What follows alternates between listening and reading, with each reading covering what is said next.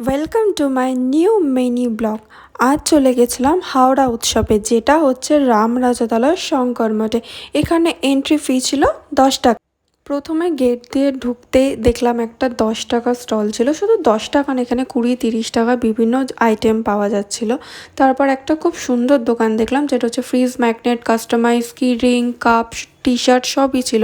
এছাড়া clip, earring, sunglass, bangles, আচার, বড়ি সব কিছুর দোকান ছিল। প্রত্যেকটা দোকানের আইটেম ছিল কিন্তু খুব খুব ইউনিক। তোমরা যারা যাওনি একবার ঘুরে আসতেই পারো, অবশ্যই যারা হাওড়ার কাছাকাছি থাকো ঘুরে আসতেই পারো।